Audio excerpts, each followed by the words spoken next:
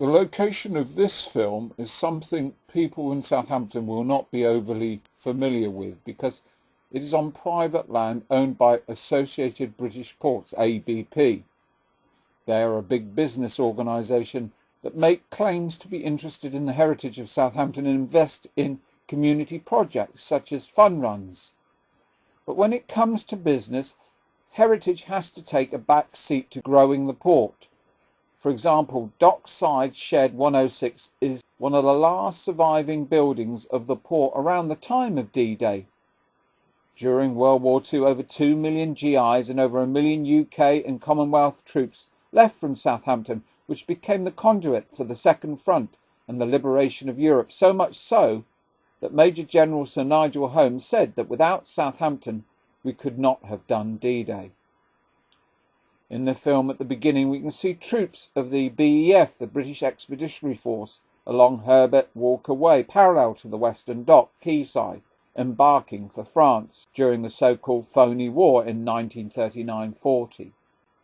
As elsewhere in this series of films trying to highlight the sometime misappropriation of Southampton's heritage, Pathé News catalogued the location as near Dover in Kent. Many of the BAF were to return to the port from France, but Southampton remained undaunted, and in one of the most valuable pieces of film from World War II, we can see US GIs in a quayside shed at Southampton, where a ceremony was held for the millionth Yank. Of course, that dockside shed was one of the last views of Southampton many of those young men would see.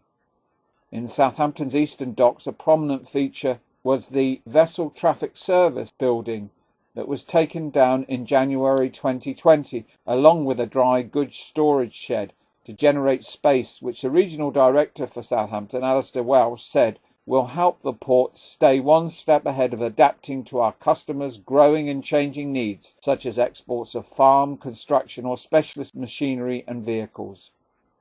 Originally there were sheds all along the quayside of the western docks, which have now disappeared to make way for developments such as the Horizon Cruise Terminal at 103 berth, and the shed at 106 is one of the last remaining reminders of the greatest period in the history of the port.